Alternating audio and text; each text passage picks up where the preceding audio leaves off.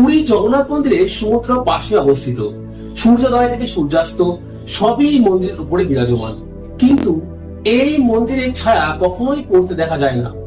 সকাল থেকে সন্ধ্যা অবধি কখনোই এই ছায়া আপনি দেখতে পাবেন না, এমনটি আপনি নিজে গেলেও দেখতে পাবেন। এটি নাকি প্রভুর মায়া। কেন এমন ঘটে তার উত্তর আজও মেলাতে পারেননি বিজ্ঞানীরা।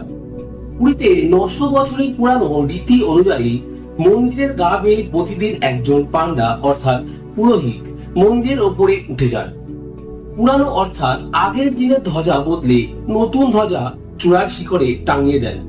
তারপর সন্ধ্যা দেখিয়ে নিচে নেমে আসেন। এই মন্দিরের পুরোহিতদের উপরে ওঠার নিয়ম অদ্ভুত। মন্দিরের দিকে পিছন করে অর্থাৎ মন্দিরের সম্মুখ দিকে বুক করে উল্টো ভাবে কোন রকম দড়ি বা কোন রকম কিছু সাহায্য ছাড়াই উপরে ওঠেন চূড়ায়। মন্দিরের উচ্চতা 214 ফুট। এত উচ্চতায় এমন অদ্ভুত ভাবে উপরে ওঠা সত্ত্বেও আজ অব্দি কখনো কোনো পান্ডার বিপদ হয়নি।